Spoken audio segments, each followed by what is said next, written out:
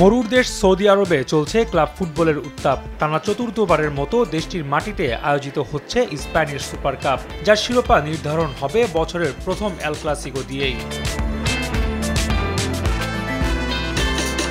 Super কাপের ফাইনালে পা রেখে এল ক্লাসিকোর মঞ্চটা আগেই তৈরি করে রেখেছিল বার্সেলোনা। বুধবার রাতে অ্যাটলেটিকো বিলবাওকে ২-০ গোলে হারিয়ে ফাইনালে উঠে ইয়ামাল রাফিনহারা।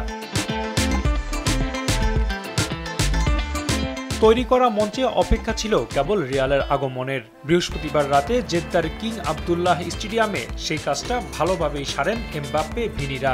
মায়োরকাকে ৩-০ গোলে উড়িয়ে দিয়ে ফাইনালের টিকিট কাটে আঞ্চলেত্তি বাহিনী।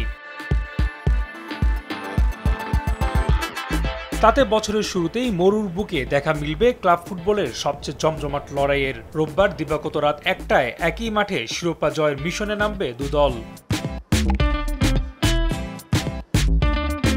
অবশ্য এই নিয়ে টানা তৃতীয়বারের মতো স্প্যানিশ সুপার কাপের ফাইনালে মুখোমুখি হবে দুই চিরপ্রতিদ্বন্দ্বী, যেখানে সবশেষ আসরে জয় পেয়েছিল লস ব্ল্যাঙ্কোসরা, আর ২০২৩ সালে জাবির বার্সা হারিয়েছিল বর্তমান চ্যাম্পিয়নদের।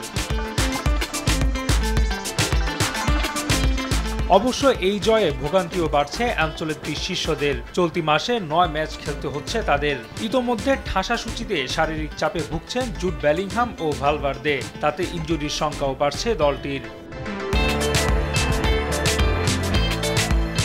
এদিকে বার্সা স্বস্তিতে আছে দানি ওলমো ও পাও ভিক্টরের দলের রেজিস্ট্রেশন ইস্যু নিয়ে। সেমিফাইনালে দুজনকে না পেলেও ফাইনালে দুই তরুণ তুর্কিকে দলে পাচ্ছেন হ্যান্সি ফ্লিক। আর ভক্তদের অপেক্ষা এখন দারুণ লড়াই দেখার, যেখানে বার্সা জিতলে রেকর্ড ১৫ বারের মতো সুপার কাপ ঘরে তুলবে, আর রিয়াল জয় পেলে স্পর্শ করবে বার্সেলোনাকে। রাফি আমিন, RTV।